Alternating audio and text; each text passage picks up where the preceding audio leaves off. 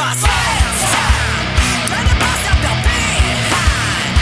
This is my sales time. Gonna mess up your whole mind. This is my sales time. Gonna bust up your behind. This is my sales time. Gonna mess up your whole mind. Welcome to Work the Left Side. I'm hyper hyped to announce tonight's guest. I am talking to the WrestleManiac, or aka Chad Thundercock, or Graham Pearce. How are you doing, buddy? You good? I'm doing great. I mean, the one nickname you didn't mention was the one that everyone Nigel. calls me, which is Nigel. Nigel. Yeah, even my kids call me Nigel. It's really embarrassing. Like, everywhere I go, it's like, my dad's not called Graham, he's called Nigel. And I have to explain it. I was going to throw that one out later. I just thought I'd tease those two to start off with, just because just imagine I was just going to be like, so Nigel, how's it going? What are we talking about? Right, I've said it. I've got to, straight away. This has just got to be mentioned or discussed or queried. Chad Thundercock. Yeah, okay. So several years ago, I was a contestant on The Chase. And if ever you are a contestant on a TV show, the worst thing you should do is go on Twitter when that episode is being shown, because you just get mercilessly ripped to pieces. And there were lots of insults, which I retweeted. And then people immediately apologised because I'd already changed my Twitter handle to an image of me on the show. But there was someone who put up a quote saying, Graham looks like he should be a high school jock, Chad Thundercock. And I thought, I will take that any day of the week. I was in my mid-30s at the time, and I just thought, yeah, I'm taking that. And so it's kind of stuck with me. And every now and then at wrestling shows, you get a few of the dads will start chanting Chad. Obviously, they edit out the surname, but yeah, it's one of many surnames that I've had over the years. That's amazing. I just imagine I just want to see you rocking up like a football shirt or something, or some sort of sports top with just the Thundercock, printed on the back. It's up there with like Adam Sexton, Edge's original first name. Yeah, that was Edge's name, wasn't it? Or no, was he Sexton Hardcastle or something like that? Sexton Hardcastle, that's it. Sorry, Sexton Hardcastle and Chad Thundercock. That's a tag team right there. To a tag team. So yeah, it's not a name I use that often. Dude, quality, not quantity with that one. Yeah. Just break it out occasionally as of when needed. Bosh. God, the good one. Oh, that's to be fair, I should have saved that till the end, because that to me is just I've peaked with that question. That's like the epitome of just all questions. It's not really. I'm sure there's plenty of other stuff really good about, because I mean, obviously, anybody who knows you knows how heavily involved you are, with PCW. The amount of talent that comes through there. I know obviously you've been circa since 2018, I want to say. Yeah, that's when I first sort of stuck my foot in the wrestling door. And it took me until 2019 to kind of prise that door open and become a regular. But yeah, 2018 was when I first kind of got my foot wedged in the door, and haven't been able to get rid of me ever since. Right. Generic question. Everybody knows it's coming. It's just a case of as of when it's coming. This is the perfect time, because you sort of said, you're 2018. You kind of put your foot against the door. You're pushing. What made you get into sort of wrestling? Then was your, again, I know it's the generic stuff to ask, but it's important. Anybody who's watching this is a wrestling fan. We want to know that you're a wrestling fan. We appreciate that you're a wrestling fan. And it's kind of like, yeah, so did you watch it from a young age? Is it something you got into as you're a bit older? Is it just something that you've kind of always thought, what, I kind of fancy that? You kind of feel like, yeah, I've got the chops to do this. My history with wrestling goes back a long way. So, I mean, I'm probably one of the few guests that you've had on that was old enough to remember watching the ITV World of Sport Wrestling in the 80s. Obviously, back then it was just wrestling on a program called World of Sport that had loads of other sports. And then years later, it's always referred back to as the World of Sport. But I remember watching that when I'm sort of 7, 8, 9, 10 years old on a Saturday afternoon, watching it with my younger brother, and watching, you know, the likes of Big Daddy, Giant Haystacks, Kendo Nagasaki. And there was a particular Kendo Nagasaki match that I saw when I was probably about 10 or 11. And it was a tag match. It was Kendo and someone else, can't remember who it was, but he was against a young Robbie Brookside and a young William Regal. And it was a great match because you've got two young baby faces against the two dastardly heels. And at some point in the match, Kendo's partner gets, this is back when we had public warnings. Instead of an instant disqualification, you get a couple of public warnings, then you're out. So it was just Kendo and versus Robbie and William.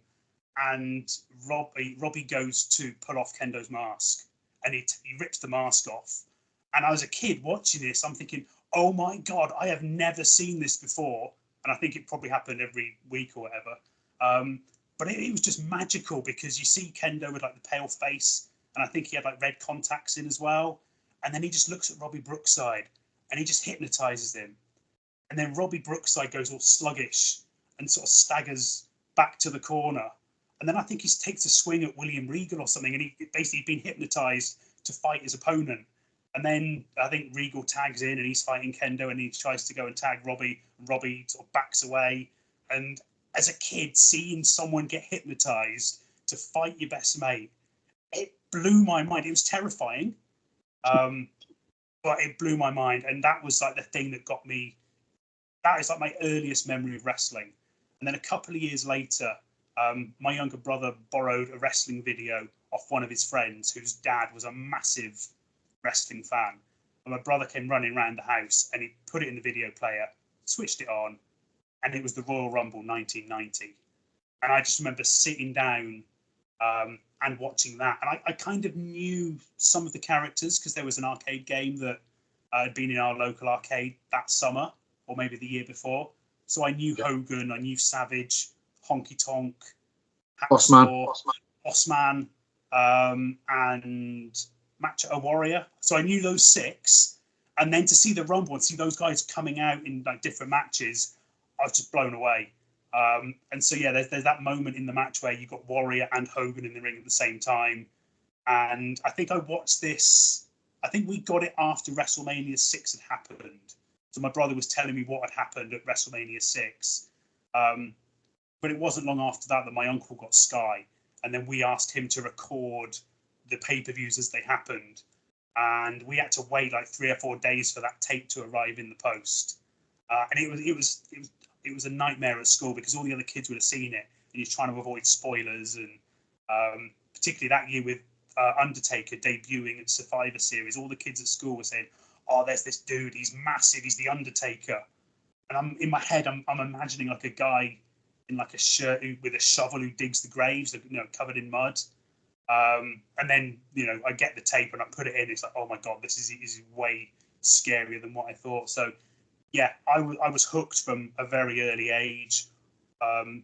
Dipped out of it early 2000s when I went to uni and then started making comics and stuff like that. And then I got back into wrestling in a big way. I think, was it 2015 when Roman won the Rumble and the fans kind of shit all over it? Yeah, and The Rock came out. Yeah, I remember just being online on various like comic movie websites, and there were all these articles talking about why WWE were ignoring the fans. So I started reading some of these articles with my old knowledge of wrestling, and I was fascinated by how the fans were entitled to have a say in who's going to win. Because back when I was watching it, I'd never really understood how they took what was popular and kind of ran with it. So I became fascinated by that online reaction and the internet sort of wrestling community. And that article had some podcasts recommending loads of podcasts, and this was obviously sort of 10 years ago, so podcasts weren't as big a thing as they are now. And I started listening to some of those, and particularly the ones that were looking back to the 90s and going into more detail around the events that I knew as a kid. And so then I started listening to those, and then I sort of discovered Stone Cold had a podcast, Jericho had a podcast, so I started listening to them. And then some of the other ones are talking about Cody Rhodes leaving a couple of years later, and I got hooked in on sort of the wrestlers leaving WWE to go off and make a name for themselves, which was something that always interested me. And then it got to sort of like 2018. I'd heard of MJF because I had a friend at work who had a Burberry scarf, and as soon as I heard about a wrestler with a Burberry scarf, I kind of was interested in that person. And then he came to PCW, and I was aware of PCW. I'd never been to a show, but it was when MJF appeared on a poster, I thought, right, I need to go. I had no friends to go with. Nobody at work wanted to come with me. So I just went to PCW for the first time on my own, stood in the crowd, and this is amazing. So I recognised quite a few of the wrestlers because they'd been on the ITV World of Sport. And I was just hooked, and I knew I wanted to be involved in some way. And then a couple of months later, PCW started advertising. I knew they had their academy, their training school, and I thought, I'm too old, I'm too fragile to get involved with that side of it. But I thought maybe I could train as a ref. So I started going to the shows, and I was kind of watching the action, but I was focusing on the referees to think, could I do something like that? And then they announced they were doing a non-wrestler training day in the summer. And so I signed up for that. And it was my boss I was a bit reluctant at first, but my boss said to me, go and do it. You want to do it, go and do it. I'm sure your missus will understand. My wife, she was happy for me to go and do it. I went and did it, and I absolutely loved it. And I got lucky because in the past, when they'd done these shows, they had 20 or 30 people attending. So you get limited amounts of time in the ring announcing and refereeing and being a manager and commentating. But when I did it, there was only 7 of us. So we were there for the whole day, and we all got plenty of time to do a bit of everything. And being sort of a posh middle-aged guy in a suit, I was quite good at ring announcing because I could string a sentence together. I sounded posh. I was always good at doing presentations at work. So I was all right in front of the crowd and trying to, cover for when things are going horribly wrong. And yeah, the promoter liked me. And a couple of weeks later, they had a trainee wrestling show in Preston. And that afternoon, I messaged the promoter and said, can I pop up and hang out? And he said, yeah, come up, announce a few matches if you want. So I did that. And then 3 weeks later, they had a massive show at Blackpool Tower Circus. And they had Chris Masters on the card. He was like the big guest who'd coming back after a couple of years.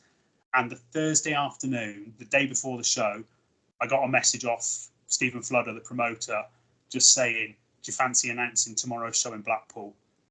And I just my instant thought was, that sounds terrifying because I've been to the circus. It's an amazing venue. And I thought, that sounds terrifying, so that means I've got to do it. Because I've always said, if you get an opportunity that sounds scary, you've got to go for it because you don't develop if you stay in your comfort zone. So I said yes. I don't think I was great at that show because I saw a few comments online saying that Richard Parker, the previous ring announcer, had been replaced by a robot. But I knew what I needed to do next time. I didn't want to go out there and be too chatty, so I kind of stuck to my thing of just standing in square in the middle of the ring. The following contest is set for one fall, introducing the wrestlers. I didn't do any chit chat or any hype or any stuff like that. I just sort of stuck to what I needed to do. Obviously, years later, I've now become more familiar with the sort of banter you can have with the crowd, how to G up the crowd, to the point now where it's like second nature being in that ring. And I don't need a script. I can just kind of wing it and have a laugh. It's, I've had a conversation with, people, but when they're doing their in-ring work, it's amazing how much easier it gets with experience, with confidence. With the experience comes the confidence. With the confidence becomes that, you just become free. You get like, you can just, like you said, you know, you can work the audience now. You know what you're doing. You've got that confidence about it. Just to go out there and be like, yep, like no script needed, no cards. I'm just gonna go out and speak because you know what you're speaking about. Yeah, and it's one of those things where you can't practice it at home. You can only do it. You only get better by doing it in front of a live crowd. So even though after I did that one show, we had someone else who was like the regular ring announcer for like the next year and a bit. I was working backstage doing the backstage interviews, which was great. But I would also, every time we had an academy show in our training school, I would ask if I could do those, because that would, for me, was like the perfect opportunity to get those reps in, get familiar in front of a smaller crowd where you can hear every heckle. Whereas, you know, in a larger arena, you can't hear what everyone's shouting, but you get a lot better doing it in front of a smaller crowd because you get those awkward silences, and you've got to think on your feet really quickly to fill any sort of silence. But then other times you've got to be comfortable allowing a silence, because some people just want to talk, and it's just kind of getting that experience to work with wrestling. And in the same way that wrestlers get better by working in front of a crowd, they can try stuff in front of smaller audiences. If it doesn't work, fine, don't do it again. If it does work, try it again later on. I had a year of that at PCW, doing all the academy shows, working with loads of amazing talent who've now gone on and like huge names everywhere else. So yeah, it was a really good sort of learning experience, and I'm forever indebted to Fludder and PCW for giving me those opportunities. Yeah, Blackpool, that's straight in at the deep end, you know, because obviously, as you said, you know, you're a wrestling enthusiast from back in the day. You mentioned like Brookside and Regal. You know what kind of legacy wrestling has in Blackpool. So for that to be one of your first things, it's just like, it was mind blowing. You had to do it, otherwise you'd have just been kicking yourself. Oh yeah, because if you say no, then you may never get that opportunity again. So the thing I've always sort of believed is when that opportunity comes along, you got to say yes. The worst that can happen is you do it and you're rubbish and you don't get asked to do that specific thing again. But just have a go. You never know. You might be good. You might be amazing. And so, yeah, I mean, I wasn't great to start with, but I was confident enough. And other opportunities came along, so I couldn't have been that bad. And yeah, now I'm the regular, and I love doing it whenever I get the chance. You mentioned, you know, doing the going from the announcing to doing the interviews, backstage interviews and stuff like that. And you know, I've caught some of those, and we're talking like good, you know, really amazing, talented people here that you've been able to talk to backstage at PCW shows. You know, like Jeff Cobb, Joe Henry, obviously Chris Masters, you mentioned earlier. There's dozens of names that I could go through, you know, like some of the best that's come over here, kind of thing. Because obviously, you know, at least that's kind of backstage, I would presume. You know, you kind of got that bit of a safety net where you're not doing it in front of people. You know, if you mess up, I'm guessing you can kind of be like, right, okay, sorry, let's do that again, kind of thing. Yeah, that was always the safety net, and I was always aware of all I really had to do was get their name correct and introduce them in the right way. That's the easy part. The hard part is the wrestler then cutting the promo to the camera or doing whatever they needed to do. And it's surprising how many wrestlers panic at the thought of doing a backstage interview or a backstage promo. And I'm not going to say which names are terrified of it, because they are some of the biggest names in British wrestling, and I love them to death. But yeah, there's been loads of occasions where I've had to really sort of nurse somebody through a promo. And there's been other occasions where we talk about what are the things we need to talk about in this promo. Where, you know, who's their next match? Where's the story going? What do I need to convey? And there's been times where the wrestlers completely forgot what they're meant to be talking about, and I've had to then steer them back in that direction. And I didn't realize what I was doing at the time, but it was the stuff I'd seen 1,000 times watching WWF back in sort of the late 80s, early 90s, when you had Mean Gene trying to conduct those Survivor Series type promos, which, because it's that time of year now, they're all on YouTube. So you can watch like a 3-hour supercut of all those backstage promos of like Legion of Doom, Warrior, and Texas Tornado just hurling nonsense out, and Mean Gene's there going from one to the other perfectly. And I then sort of realised I'm kind of doing that without realising it. And I've been learning these things for years, and now I'm actually got the time to do it. And a lot of it's improv. Sometimes we'll just set the camera recording. Depends on the wrestler. Some you get more serious wrestler, you don't want to muck about. But someone like Franco Varga, who is like the most charismatic guy you could ever meet, we just started recording, and we were just having a bit of a chat before the actual interview took place. And it was when the PCW management saw that interview, they thought, "Oh my God, this is Graham's forte. He just something about Graham and the other talent. It works." And that it was just that interview with me and Franco was what got me in that position as the backstage interviewer. So I'm forever indebted to Franco just for that bit of an interaction that we had, because we were just having a laugh. And there's even a point halfway in the interview where I said, "Right, should we start the actual interview?" "Right, okay, let's go." And then we actually go into the proper bit that was meant to be broadcast. But they ended up playing the whole thing because they liked the interaction. So it's great when I've had those opportunities just to improv with some of the more crazier characters in wrestling.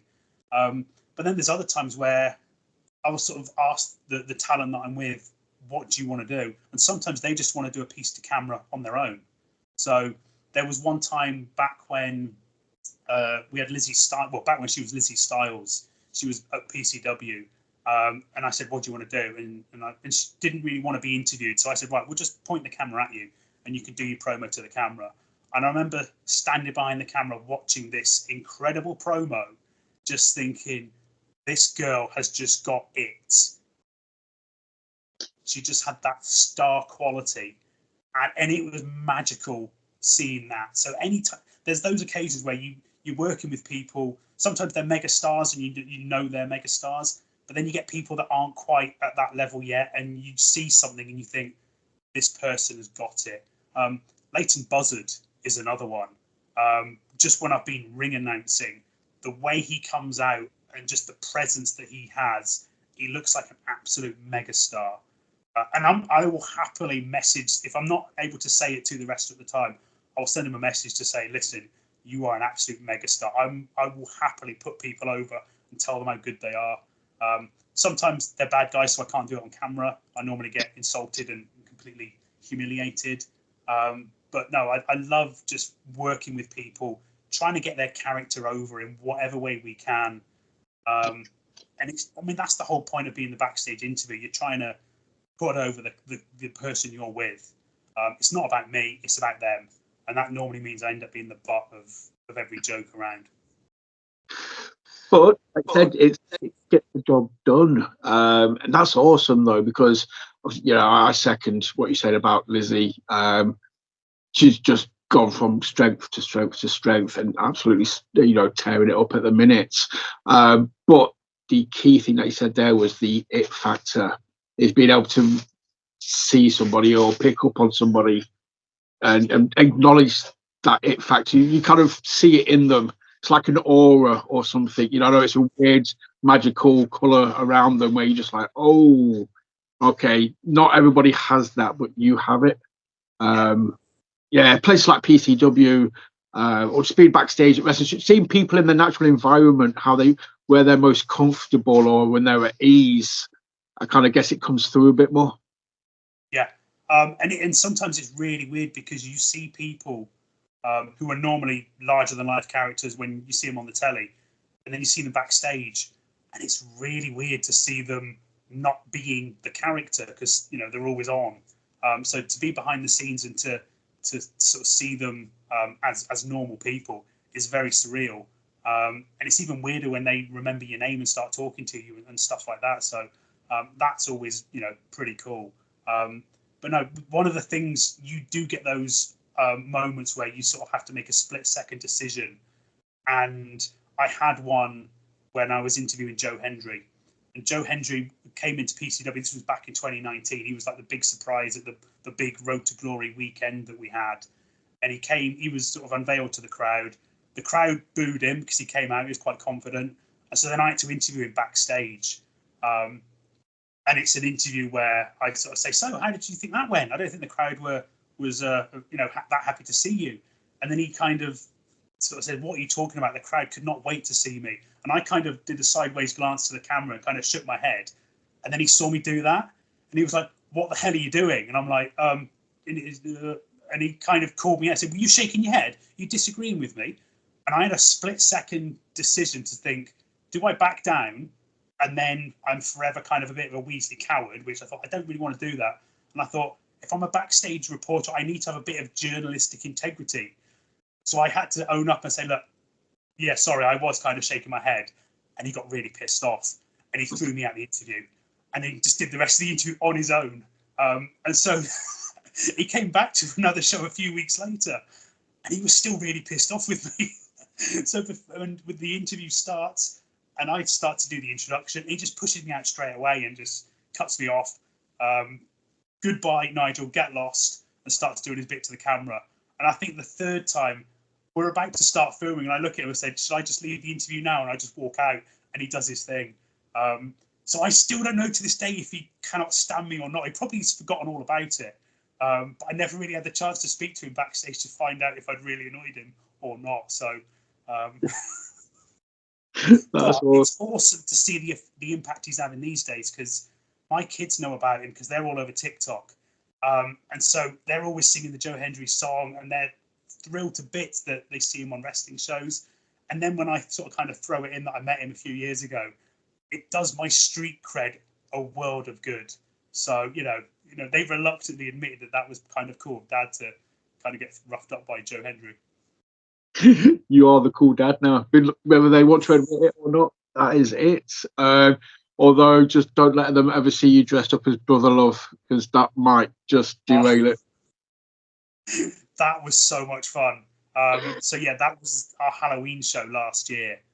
And normally I'm away at the Halloween shows, but last year I said to my missus, I really do want to go and I want to dress up and I know who I want to do. Being a child of the 80s, Brother Love was like the most obnoxious character around. And every time you just hated him so much. And obviously, I'm a massive fan of the Bruce Pritchard podcast that he does these days. So, and I love listening to the episode where he talks about the history of Brother Love. And so I did an entire PCW wrestling show as Brother Love. I tried to do it in character for the entire show, doing this really bad Southern American dialect. Like, I love you. I had the white suit. I had the red face paint. I had a massive red diary that said Book of Love. I'd made loads of gold jewelry out of cardboard and sprayed it gold. It was so much fun. The only thing is I've got to try and top it for the next Halloween show. So I've got a couple of ideas of what I want to do. It's probably going to be like an early 90s WWF character. I just need to make sure I can do a half decent impression of them beforehand. Worst comes to worst, Gobbledygooker. Sorry, say that again? Gobbledygooker, if worst comes to worst. I can't be ring announcing just saying gobbledygooker. No one would know what I'm talking about. Yeah. You need somebody there with you to translate. You can have somebody else just take you with you as a translator. Okay, yeah, maybe. Maybe. But obviously, Brother Love. But that's the ring announcing side. We talked about the backstage, interview side of things. You've also, you've had your own in-ring action as well. You were in the Rumble for PCW. Yeah, I mean, I was reluctantly in the Who Dares Wins Rumble earlier this year. I'm still not quite sure what exactly happened there. I just saw an announcement when they were going through doing the contestants. I'd asked the promoter if he could let me know who was going to be in it before he announced it, because I was trying to do some of those WWF style promos they used to do back in the day of, Shawn Michaels, Marty Jannetty. I was trying to do those sorts of things, and then one day I just see Graham Pearce. And I'm thinking, is this some sort of joke? So I messaged Fludder and said, what's going on? He went, don't you remember? You sent me an email over Christmas asking to be in the Rumble. I thought, that does not sound at all like me. So I don't even drink, but I must have got drunk and asked to be in the Rumble. And so then I had like about a month to train for it. And I'm not really the sort of, I mean, I go jogging, but that's the extent of my sort of physicality. So Fludder said, don't worry, I'll get you a trainer. I'll get you a world-class professional athlete as a trainer. So I turned up to the PCW Academy, and when I turned up, I'm sat there, and out comes Liam Cafferty. So anyone who knows who Liam is, he's known as Alvin because he looks like a chipmunk. His idea of training is eating Wotsits and sitting around doing very little. So he was my trainer, and he basically, taught me a few things in the ring. My daughter then helped me film a Rocky training montage. So I got my phone, attached it to the back of my girl's bike. We've got loads of paths near where I live in Preston. So we were just going down these country paths in February earlier this year. But I was in a suit. I had my running shoes on, but I needed to be in the gimmick. I had to wear the suit. So I've got this Rocky training video that ended up kind of going viral online. And the fans were just so into it. There were all these people saying, we think Nigel's going to win. Nigel's got a shot of winning the Rumble. And I'm thinking, no, I don't want to be in the Rumble at all. So I don't want to go on to have a championship match against the champion. But the mad thing was, that day I was ring announcing the entire show. So I was given my number beforehand. So I'm like, right, okay, I know where I am in the Rumble. And I'm thinking, I've got quite a high number. That could be good, that could be bad. So as the Rumble goes on, I'm looking at all the people in the ring, and you've got guys like Big T, who's 7 foot. You've got guys like Titan, who's a circus strongman, who he's about 8 foot wide if you measure his shoulders. He's a world record holder for, I think it's punching like steel nails through blocks of wood. So this guy is absolutely massive. We had a guy in the ring called Arcadius. We had the tag team Death Row. There were all these guys in the ring, and I'm thinking, it's getting close to my number. I've got to get in the ring with all these guys. And every time they announce the next person, the crowd start looking at me to see what my reaction is. And I'm on stage with my head in my hands thinking, oh my God, I'm going to get killed. And then it ends up just being Big T and Titan in the ring, and they're beating the shit out of each other. And I'm looking at my watch thinking, in 30 seconds time, they're going to call number 17. And that's my number. As soon as they did the buzzer for number 17, they played the Rocky music, because I'd already done the Rocky montage video. They played that at the start of the show just to get people to know that I was in the Rumble in case anybody had missed. The crowd went wild. I just kind of unbuttoned my jacket and thought, right, I've got to get in the ring. But then I realised that Titan and Big T, they're on the other side of the ring. I think Big T had already gone over the rope at one point, so he's kind of on the apron, hanging on. I see Titan teetering on the edge of the ring, and I think, this is my chance. So I just dived under the rope, got behind both of them, grabbed them both by the leg, flipped them both over the top rope, and I got a double elimination. And the noise was deafening, and I just grabbed the microphone and I just said, Big T and Titan have been eliminated. And I just kind of dropped to my knees like, oh my God, this is like the greatest moment of my life. I think I then took my jacket off and did like the Ric Flair thing, throwing my jacket on the floor. I had tassels on under my shirt. I'd ripped my shirt sleeves off, and I ran the ropes like the Ultimate Warrior, started shaking the ropes. I think I then jumped on the bottom rope to sort of celebrate to the crowd and nearly toppled over. So I nearly eliminated myself, which would have been quite embarrassing. So I then had a minute to celebrate in the ring. And the next person who comes out is Liam Cafferty, the guy that trained me, who, looks like a chipmunk. He's about 22 years old. He's not the world-class professional athlete that he claims to be. I mean, his waist size is probably a bit bigger than most wrestlers. But he got on the mic and said, "Look, Nigel, I know you're here in the ring today. You're an old man. Your wife and kids are in the crowd. Do yourself a favour, eliminate yourself because I don't want you to have a heart attack." And then he made a comment about, if you do die, I'll give your wife a call. And I just saw red, so I punched him in the face. And then I think he ran at me. I ducked, and then he went over the top rope as well. So then I got a third elimination. And then the next guy that came out was primetime Jordan Kane. But then Liam was outside the ring. He grabbed my arm. So I'm trying to fight him off. Jordan runs in the ring. And it's almost like a recreation of the 92 Rumble with Sid, Hogan, and Ric Flair. Jordan threw me out of the ring, and I was eliminated. But I was just glad to have survived. It was kind of painful lying on the floor with the microphone saying Graham Pearce has been eliminated. But as I then walked back to the ring, the crowd were chanting, "Graham did us proud," and then they were chanting, "Nigel didn't suck." And then I got to sit on the ring. I got to go back to the stage, sit in my spot, put my tie back on because I think I'd taken it off and tied it around as a bandana. And then I got to watch the rest of the Rumble, safe in the knowledge that my part was done and I didn't have to get in the ring ever again. So I survived. It was a one-off. I don't need to ever do it again. That is awful. I feel the pain though for you having to kind of announce yourself as having been eliminated. That must have just been like, oh.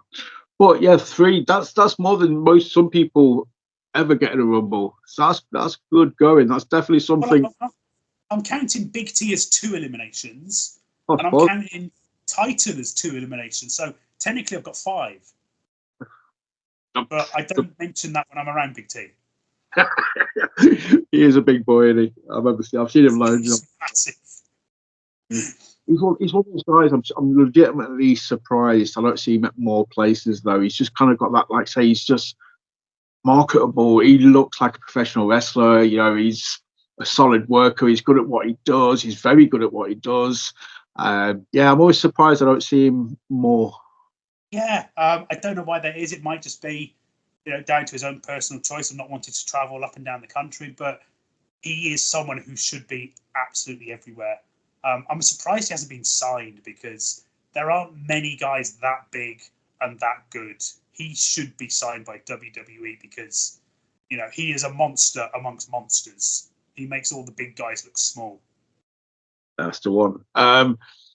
Something else we've discussed previously. I'll go on and mention because I'm the same as you. I'm an old school wrestling fan. I love hearing the stories of, people being on like road trips, people sharing cars, telling stories, learning from each other. Being sat in the car, soaking up the knowledge.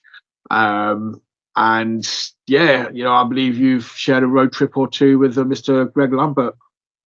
Back in my sort of early days of when I say my foot was slightly in the door at PCW before I was doing the regular ring announcing or the regular backstage, I was always pitching ideas to him, and he knew because he was the person who ran the non-wrestler training day that I did. So one of the things he always says to people is, stay in touch. If we don't hear from you, we assume you're walking away. So I was always in touch with Greg. If ever I've been to a show, I'd sort of pitch ideas to him because I was mindful that you need to build your stories around your regular wrestlers. So I was always trying to come up with ideas for the trainees in the academy to get them on the shows and things for them to do. And then one day out of the blue, he just sent me a message saying, "What are you doing on Friday?" And so I was like, "I'm at work. But I can get the day off. Why? What do you need?" And he was like, he'd been booked by NGW over in Hull. Now, Greg lives in Morecambe and he doesn't drive. So he said to me, "No, do you want to give me a lift? I can get you petrol money. We can talk about the business." So, yeah, I had like this amazing... We had a couple of these occasions where he had the announcing gig over at NGW. And then when I'm available, I was able to give him a lift. So it's like a 4-hour drive there, several hours at the show, 4 hours drive after the show. So it was like this incredible opportunity to spend time with like one of the best minds in British wrestling, who's like this ultimate historian of wrestling. The only problem was it was so early in my wrestling career that I didn't have, if I did it now, I would have a million questions for him. I only had 100 on this occasion, but it was amazing because he was telling me about the sort of thought processes that go into booking a show. And we were getting to the point where PCW was going to start being sort of episodic TV, but they would have a 3-hour live show. But then Greg in his mind is thinking, how do I get this filmed as a 3-episode show on TV? So he was teaching me how the mechanics of that, how you factor in where you put your promos, and how you don't want like 3 mega matches straight away. You kind of need like a big fast match to establish what wrestling is, and then possibly sort of a slower match, and then you kind of want to end every TV episode with a main event, but you also kind of need to start it with a main event, and then you don't want your middle match to be kind of a letdown. So you need 3 amazing matches that are all different in their own way. So it was amazing just to spend time with Greg, because if you've read any of his books, you will know that he's been at the forefront of all these amazing moments in British wrestling history. And he kept telling me firsthand about the shows he'd been on where there was no ring. And yeah, I was reading his book. I got his books recently, and I've been going through those. And so then reliving the stories he told me, reliving them through his book, was just amazing. And I now had more context because I knew so many more people in British wrestling. I could relate to it all. But yeah, any time to spend, even 5 minutes at the foot of Greg Lambert to learn from him, because he is Yoda. He's the Yoda of British wrestling. And it's a shame that he's moved away from wrestling. He's now got like a regular job working on local radio in Morecambe. So he's kind of like, the Alan Partridge of Morecambe now. So like every day he's doing different local events, and he's constantly doing shows in, live events in Lancaster. So it's a shame that he's so busy doing that, because he doesn't have any time to do any wrestling. But he was back for our PCW anniversary show, because we launched the PCW Hall of Fame, and he was one of the inductees. We inducted Chris Travis as well. We inducted Lionheart. We inducted Tyson T-Bone, and we inducted the Learys, the Chris and Andy Leary, the sound guys who work tirelessly at PCW since day one. So yeah, I got to induct Greg, and I wish I had the amount of time I could have done to just reel off all the accolades, all the great things I could say about him, because he's just he's the Yoda of British wrestling. He knows it all, and he's done it all. Oh, that's honestly, you kind of went to PCW like 2018 with the MJF stuff that he's telling me earlier. I'm old school PCW. I remember seeing Chris Travis versus Prince Devitt, aka Finn Balor. I remember the Tyson T-Bone Chris Travis feud. That kind of made both of those guys like household names within British wrestling kind of thing, because they were just iconic matches, and every British wrestling fan knew PCW at that point. For me, there were 3 or 4 big promotions in the UK, early 10s. I'd say it was probably about 2010, 2012-ish. I've lost track of time really easily over the last few years. But you had PCW, Southside, and NGW. They were like my top 3 within that I could go to. Obviously, you had Progress and ICW, but for me, they were my 3 promotions. And yeah, like I said, Tyson T-Bone and Rampage as a team, they were just wow. It's funny that you mentioned Team Single, because on Saturday at our PCW show, they reformed, and they battered Joey Hayes, and they battered the PCW Tag Team Champion. So I think it was only announced yesterday, Team Single are back at our Christmas show in Blackpool at the Leighton Institute. We didn't discuss this here, so this is not a pre-arranged plug or anything like that. But yeah, Team Single are back. They actually left with the tag team belts, They didn't win them. They just took them off of our tag team champion. And I say champion because he's on his own. His previous partner left, and he spent the last year trying to find a new tag team partner. And each show, whoever it is that he teamed with, he teamed with Priscilla, he teamed with Sam Gradwell, he teamed with Joey Hayes. He's teamed with dozens of people over the last 12 months, but each time they would find a reason where, like, you know, they're on a diet, they don't like sausage rolls, the belts clashed with their gear. For the last year, Steve Braddock has been trying to find that tag team partner, and he failed. Then we had our anniversary show, and his former tag team partner returned unexpectedly from Australia. Axel Strife came back, tore the house down. They then had a match against Big T, who teamed with T-Bone, and somehow they won. So then, you know, last Saturday we had Big Steve versus T-Bone. Rampage came out. They both battered the hell out of Big Steve. Joey Hayes came out to make the save.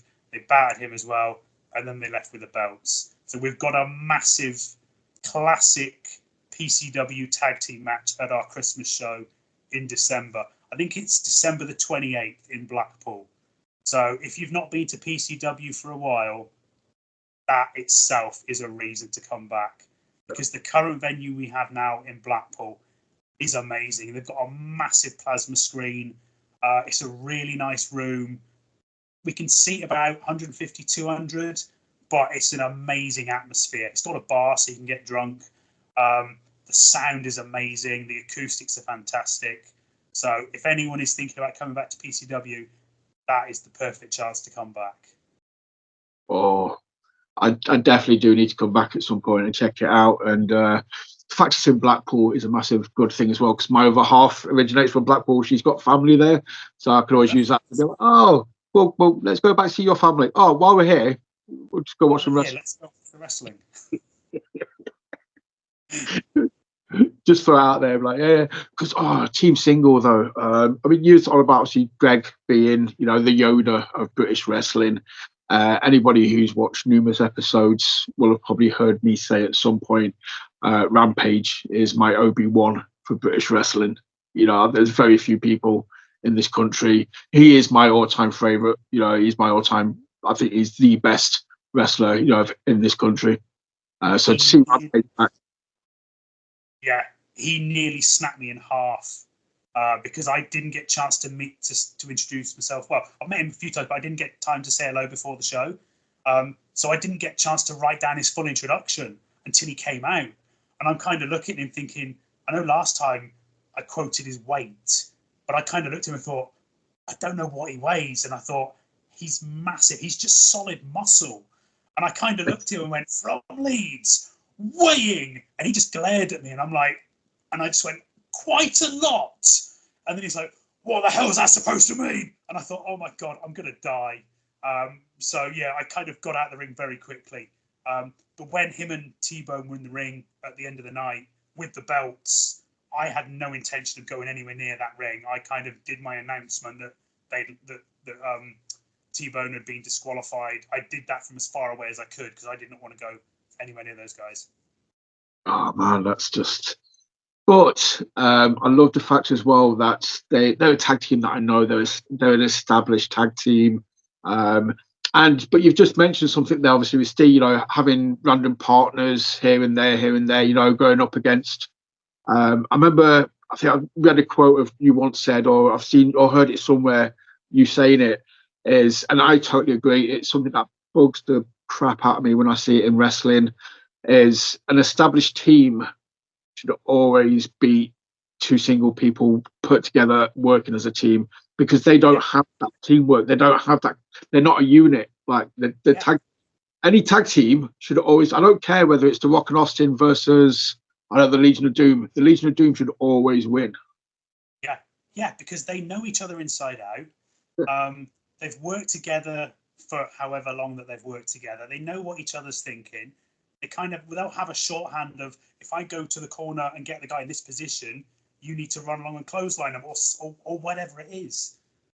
So yeah, tag team wrestling is absolutely incredible to watch.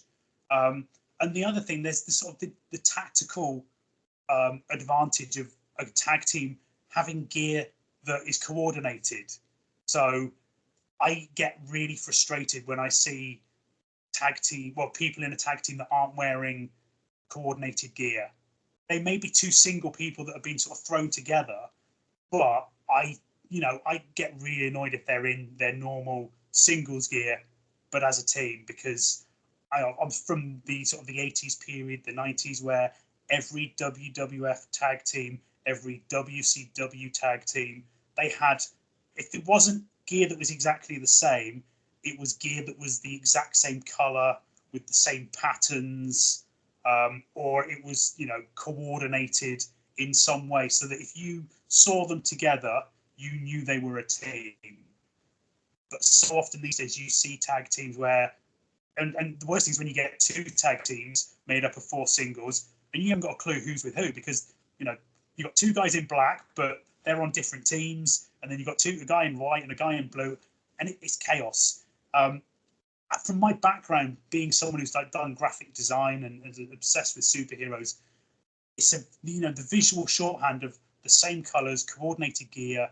It just makes sense. But then there's that tactical advantage as well, because if you play football, if everyone on your team is in the same color top, you know where they are out of the corner of your eye. If you're all wearing different colors, you're not going to be anywhere near as good, because you're constantly looking around to say, oh, is he on my team, or is it the guy in red from the other team that I'm about to pass to? If you're all in the same color, it just makes more sense. So yeah, that's one of my wrestling high horses. Dude, I'm right there with you. I will grab my soapbox and I will stand alongside you and shout it till my throat is hoarse. I think one of the best examples I always sort of give is, for me, one of the best examples of two guys that were just thrown together because they had nothing else to do with them was the Hollywood Blondes. Stunning Steve Austin, Brian Pillman, two amazing singles talents. They put together as a tag team. I've read all the stories. I know Austin was kind of against it a little bit. Had a couple of matches, and then they got matching gear. They looked like a tag team. They complemented each other so well. Just the little mannerisms, the movements, the characteristics. But as soon as they got the matching gear, it clicked, and it's like, yes, they are a team, and they're one of the best teams ever. Yeah, and it's surprising, just by going out and buying two jackets that are the same color as you walk out. It's so easy, and it's not that hard to get t-shirts that are the same color. Obviously, if you're getting professional gear made, it's a bit of an expense to go out and get gear made just for one match. But I always say to young trainees, if you're designing your gear, either you want a couple of colors that people will associate with you. So like, Hulk Hogan, you instantly think, either you think of the black and white NWO, but most people will think of red and yellow. If you think of Bret Hart, you think of pink and black. There are loads of wrestlers out there that you will think of two or three colors. And again, it's that visual shorthand, but also in terms of branding, when they then put out t-shirts, most Undertaker t-shirts will have purple and black on them. And then when you get your merchandise, if you get your action figures or your Funko Pops, because you can only do so much with like the clothing that a Funko Pop wears, if you've got recognizable colors, then your brain sees those colors before you even see what it is. And if it's an established brand like Hulk Hogan, your brain sees it instantly, and it just works. So I always say to young trainees, think of some colors that can be you, or think of a pattern that can be you. Because I know Sam Bailey often wears like the cow print. Harley Hudson often wears like the sort of the leopard print or the zebra print, but she mixes that up with like pink or bright blue. There's loads of examples out there of established wrestlers who will have that pattern. Again, it comes back to MJF with the Burberry. He wears the scarf, but he often has Burberry on his gear. Little things like that, those little design elements that, if you're a young or a trainee wrestler, seriously think about what you want your gear to look like in terms of the color, long before you think, do I want trunks or do I want long tights, or do I want a singlet? Have a think about a colour, because that's probably the best way to establish your brand. But I presume as well, obviously, I'm speaking from this side of the table kind of thing, once we're talking about trainees and things like that, you've got the character's got to play a part in it as well. What kind of a person, what kind of personality you're going to be. The colour's got to complement the character, to complement the personality, what kind of actions you're going to do in the ring, Yeah. Your ring attire should kind of be a part of that. Absolutely. I mean, from about the age of 5 onwards, I was always obsessed with superheroes, and I was always designing my own characters. And it's the exact same thing, that sometimes you come up with a name, and sometimes you come up with a costume, and then you need to find a name to fit that costume. If you come up with a name, you then design a character. And does that character then fit the name? Sometimes it doesn't, and you think, well, I'll save that character for something else. It's the same with wrestling. If you're coming up with a character, you may have a name in your head, and you design something that fits that name. But if it doesn't fit that name, keep that character off to one side and save it for something else. And then ask your fellow trainees, what could the name be for this character? Or I've got an idea for a character. What sort of gear should I have? The other thing I always say about trainees is that if you're coming up with a character, think of another character that is the total opposite. So if you're a character that's a baby face that doesn't wear a mask, every person needs to come up with a masked opposite, because you then get to work twice on most trainee shows, because you come out in your normal gimmick and then you can come out later in the mask. But also, if your normal gimmick is a face or a heel, your mask gimmick can be the opposite, and then you get the chance to learn the other side of being in the ring. So you get to learn twice as fast. And I know some trainees that have done this, and you can see how quickly they've progressed compared to some of the other trainees that they are training with. So yeah, I always say, try and think of 2 gimmicks. One with a mask, one without, one's a heel, one isn't.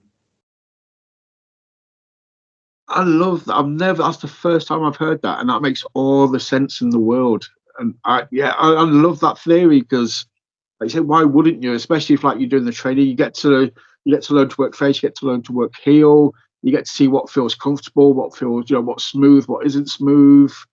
And as well with again, I presume, only from having spoken to people, when you're wearing the mask, I know a lot of people that have worn masks or wear masks, kind of, they lose their inhibitions a little bit. It frees them up to do stuff that they wouldn't do, because it's like, oh, nobody can see me because I've got a mask on. So I can be a little bit more crazy, I can be a little bit more flamboyant, and it's just, it lets them cut loose a little bit. Yeah, and obviously sometimes the downside to wearing a mask is it slips, and then you can't see what you're doing. You're constantly trying to adjust it. But yeah, there's various things that trainees can try, and I always say, get a mask, because I think back in the old days, often a trainee's first match was wearing a mask, because if they messed up, then they haven't killed their career, because the audience don't know who they are.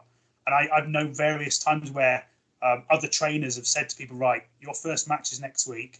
I know we're in the academy or a trainee show, but I want you in a mask, just in case. Again, it's like you get these moments where something seems really, really obvious, but you never thought about it, and then somebody points it out, and you're like, why did I never? Yeah, I've never ever picked up on that before. It's never made any sense to me. But like I said, it protects the talent, and you just kind of like, and like I said, you just allows you to go out there. It's like, it takes the pressure off a little bit. Nobody knows it's you. It's just go out there. I think there needs to be more masked wrestlers as well. Anyway, I think I've always enjoyed that aspect, and there's only a handful I can think of in the UK. And for me, I'm just like, I just think visually, I'm the same as you. I'm a massive comic book geek, so I see like a Rey Mysterio, I see a Psychosis, I see YouTube'd, I see these guys back in the day, WCW, and that's tapping into my superhero comic book geekiness. This is the guys flying around the ring, doing superhuman stuff. It's Spider-Man in a wrestling ring, basically. Absolutely, and obviously, Spider-Man gets his name in a wrestling ring, doesn't it? Because if you go back to the original movie, it's the ring announcer that gives him the name. Who is? So, yeah. Just quick, just to put you on the spot, who was the ring announcer? Can you remember? That's not putting me on the spot. That's Bruce Campbell. Yes, dude. I salute you. I am a massive movie geek, so yeah. I spent from about the age of 16 to 20, I worked in a video shop back in the little seaside town where I worked, back down in Cornwall. So I had like the ultimate education, because the guy that I worked with, he was about 6 or 7 years older than me. So he would educate me in all the movies I'd kind of missed growing up. So I learned about all the amazing 80s action movies that I was too young to watch.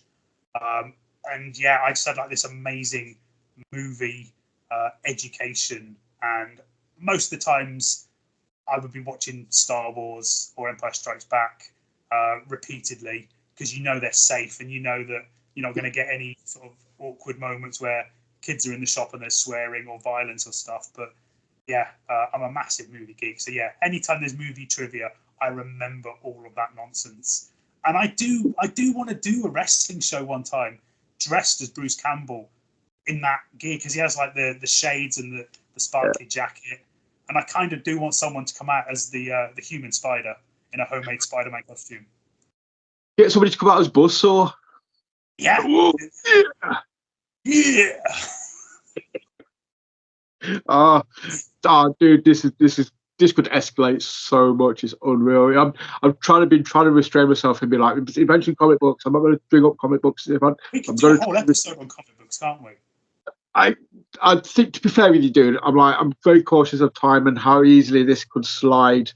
I think this may be a first of a few parts, if I'm honest with you. If you're comfortable with that, if you're happy with that. I love talking, and I love talking about myself. So as a ring announcer, my job is talking. So yeah, I've got loads of stories, and this is the first time I've ever done any kind of interview or podcast. So I've got 6 years worth. Well, I've got a lifetime's worth of stories that I want to just get out there, because yeah, it's a fantastic chance to tell stories. It's not just about you though, because I say, we've got the whole comic book thing. I've done a couple of comic book episodes previously.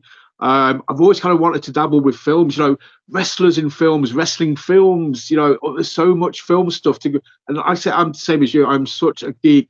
I am the undisputed king of the Kevin Bacon game, and I defy anyone to try and challenge me at that. Dude, you follow me on Facebook. I do polls every day with films. I do. Yes, I was partaking in the one yesterday. Well, it's chick flicks at the minute. I'm kind of running long. I'm trying to do a bit of a filler before we get to Christmas films. So I was like, we'll do a chick flick section, or films that you let your other half watch because you've made them watch way too many comic book films or action films. Yeah, but these days my wife quite likes watching the superhero movies, because Chris Hemsworth, somehow his clothes always fall off at a certain point. Chris Evans' shirt will fall off at a certain point. So these days it's not that much of an ask to get my missus to come with me to watch a superhero movie. Exactly the same. That's the thing. And God bless them. You know what I mean? They're very cool guys, though. So I can't begrudge them. Like in the last Thor film, God, Love and Thunder.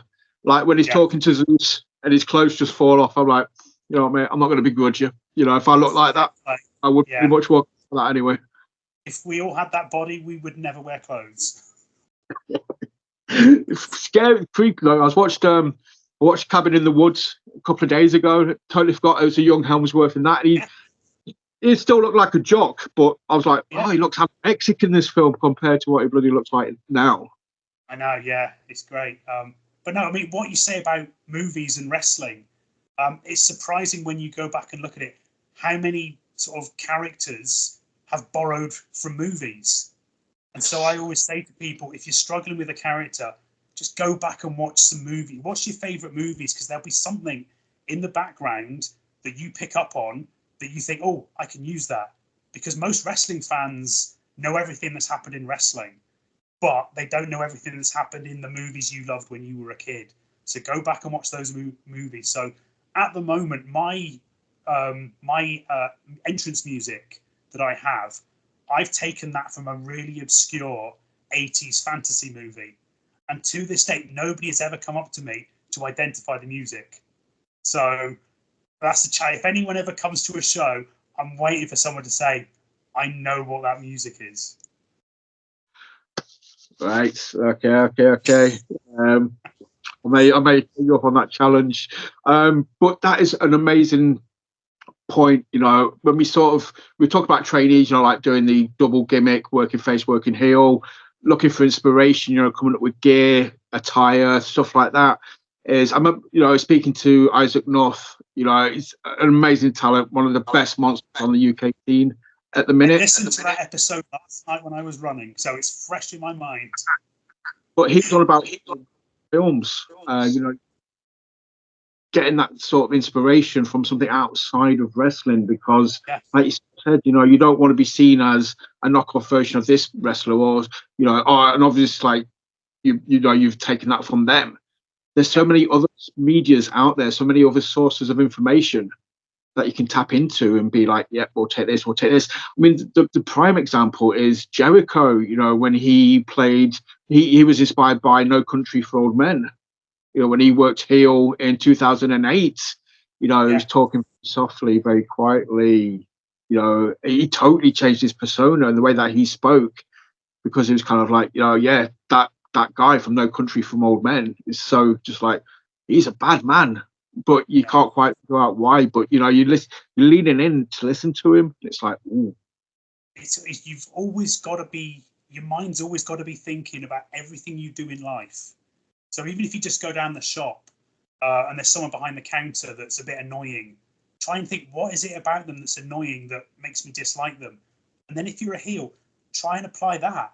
Because when William Regal had his Gentleman Villain podcast, which I don't know if it's still available, but it is absolute goldmine of ideas.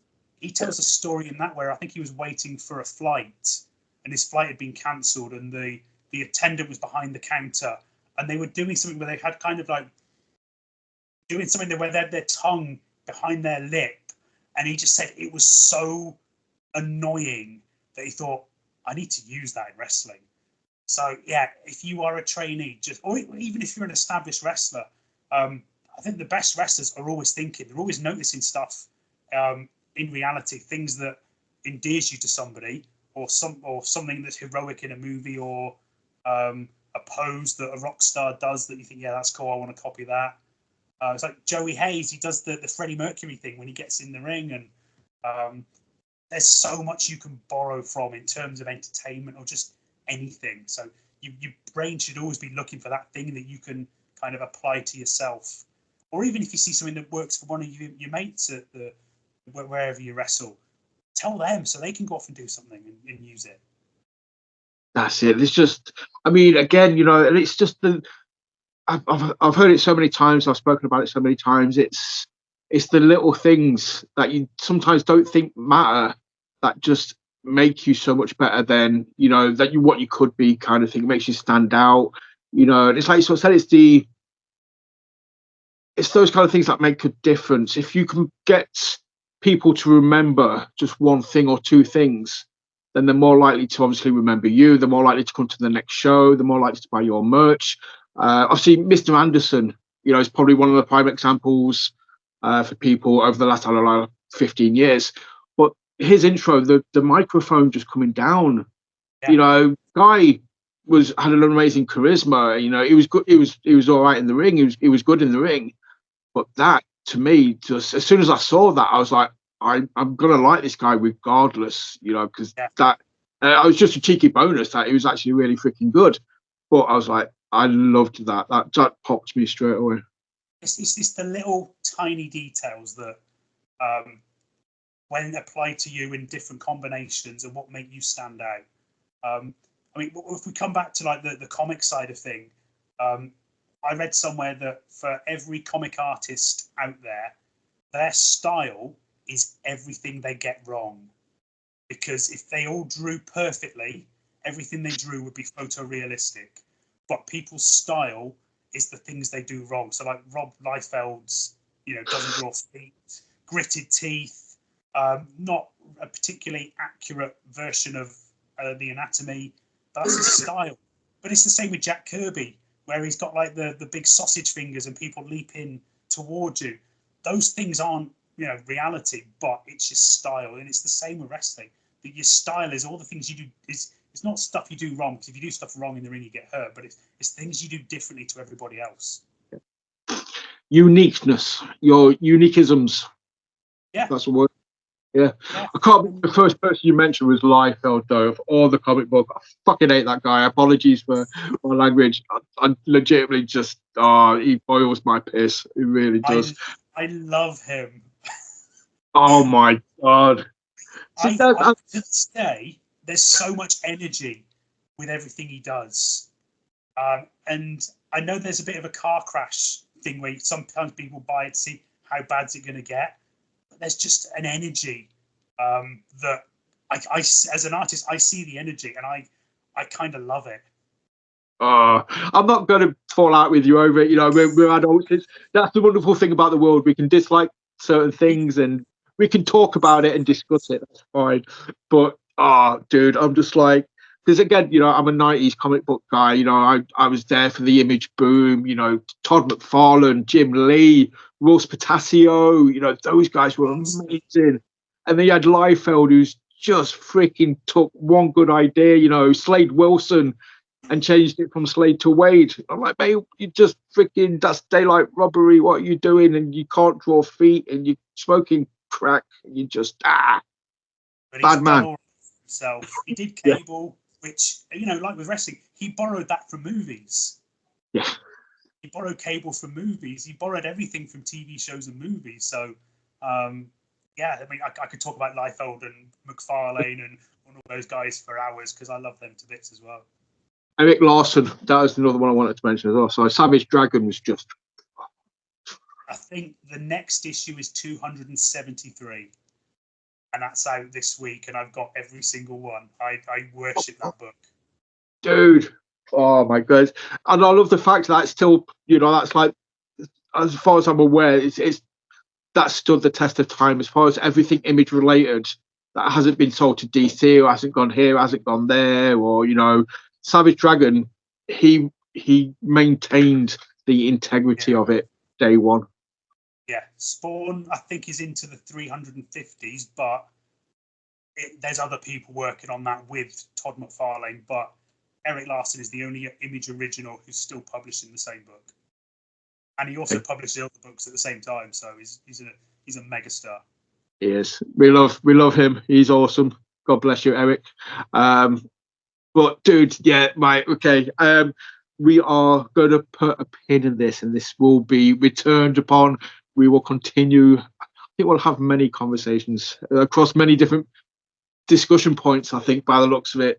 So, yeah, I'm going to put a pin in it because I'm very aware of time, and I'm just, if I don't bottle this up now, I'm just going to just explode. I'm just going to be full of champagne. You what, dude? Sorry. It's not good to drop an episode that's 8 hours long. Exactly, which is what we're going to do. I can't do it. So, right, we'll put a pin in it for now. I will say thank you so much for coming on and just talking and being amazing and just being really fun to talk to, dude. So, but let people know where they can sort of see you on the socials or and what shows you've got coming up. Okay, I'm on Instagram as Graham Pearce Ring Announcer.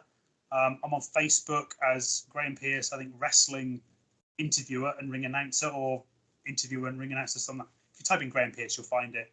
My next few shows, I've got PCW. We've got a couple of Christmas shows. We've actually got a show this Saturday in Preston, which is a free show we're doing. It's a bit of a cross promotion. with a local business. They're sort of sponsoring it, so you can get free tickets for that if you go to the PCW page and go to the ticket option. So yeah, it's all PCW for the next few weeks, and I'm on Facebook and Instagram. Right, we will obviously tag you in stuff as well when we get it uploaded, which will be tomorrow. So if you're not following Chad Thundercock, please give Nigel a follow and do this tops, and he will be back again here very soon. But obviously, as always, thank you for watching. Hit like, subscribe, share, comment, all the generic stuff that I ask you to do every episode. And we will be back again very, very soon. And just remember, always work the left side. Goodbye.